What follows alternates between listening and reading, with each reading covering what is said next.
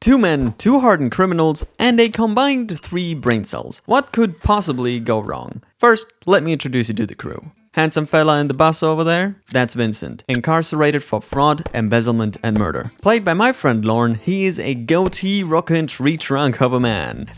Whatever that means. And on the other side, we got Leo, in for armed robbery, assault, and grand theft, played by yours truly. After testing the controls, we got introduced to life in prison pretty quickly, with violence and police brutality being one of the more common sights by the looks of it. But I don't have time for that, so after I was touched inappropriately and stared at the newcomers like a weirdo, I headed right to my cell. Next day, someone wants to speak to me. Sure, let's see what this is about. I got jumped. But no worries, they sent in reinforcements. So after bullying the bullies and one seemed to be an old man, who put the poor guy up to this? I made it clear that I was fine, no help needed. Stay the hell away from me, okay? Fuck you too. But we must set priorities, therefore, lunchtime. Round 2, motherfucker. What is this? The streets of London. Okay, I want your help now. No. You sure? Aight, fine. To get that tool, Laurin thoroughly bamboozled the prison staff and opened a path for me. I nicked the tool, made my way back, and the nurse seemed to be more oblivious than a man to a woman's signs. Time to go back to the cells, and as always, we can see HR doing a horrible job. But with that inappropriate touching, we wouldn't be able to get the tool past them. So I'm just gonna put it here. Hey man, I need to talk to you. Fuck off.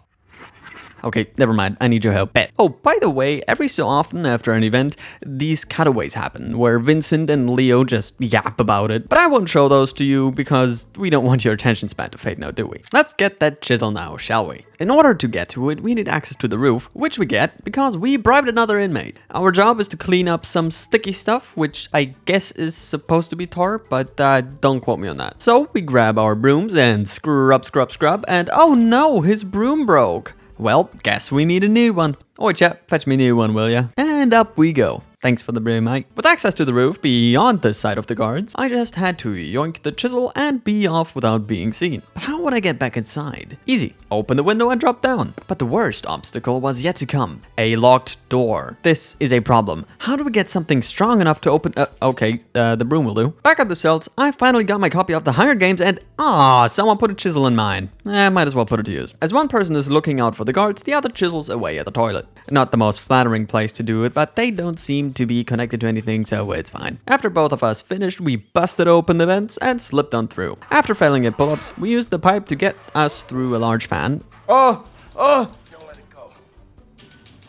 And... oh damn, that's deep. How can we get down there? One word. Sheets. Sheets? One sick transition later, we had to get to the vent behind enemy lines in order to put enough sheets there to climb down the shaft. The plan is genius, really. One of us jumps into the cart and hides under the covers. Well, good luck with that. Okay, see what we have here.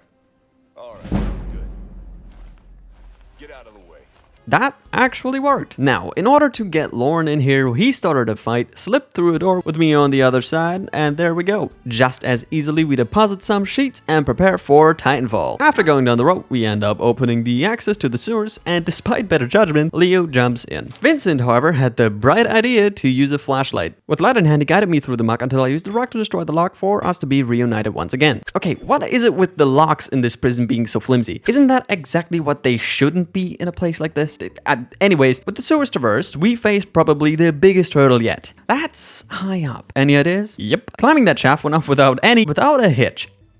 Are you fucking serious? Guess we need to go back down and get a wrench from somewhere. Off to a carpentry area it is. This would be an easy one as I distracted one of the inmates. Laurin nabbed the wrench, handed it to me through a vent, and I handed it to him through a window. Easy, right? Not so fast there, buddy. Oh, time for a surprise inspection. With some quick thinking, we were able to hide the wrench from the guard and the warden. Now that that's done, some of us got lucky while some of us didn't. And we loosened those screws and finally got out of the shaft. This gave us access to more of the prison's infrastructure, so we crawled through a vent, walked on a dangerous ledge, and made our way to the roof access. There was one issue, however. Just around the corner were 2 guards chatting, and we needed to bust open a door. Obviously, that would create a lot of noise, but Vincent had the bright idea to match us slamming into the door with the thunder, which worked. Huh. All we have to do now is get past a few more guards, which I definitely didn't mess up. Subtly open a window, get past a few more guards, and make sure we aren't seen by the Stasi. We slowly made our way to the watchtower and took out the one guard that occupied it. With that, escape was within arm's reach, and we only had to figure out how to get down from the tower. The solution? Clothing hangers. Not the best option, but definitely our only one. With Laurin successfully crossed, I was almost there, which is when the cable failed, and I dangled on the edge of the building. Vincent, ever the hero, held onto the rope like he's goddamn Captain America. The guards didn't like that though, and started shooting. I just barely managed to make it up there, and we had to haul it, jumping through glass ceiling and landing inside a warehouse. We took out about half of the police force without anyone noticing, and made our way to the only path that led us from the prison. We now had to choose between stealing a cop's car or sneaking below the bridge. We chose the bridge, which Leo didn't like since he's afraid of heights. No worries though, we just shimmied over there, hid from a helicopter, barely survived a predictable collapse off the catwalk, had a dump, knocked out some more cops, and oh shit, they got dogs. So we had no choice but to jump off a cliff. And in an epic climax of the chase,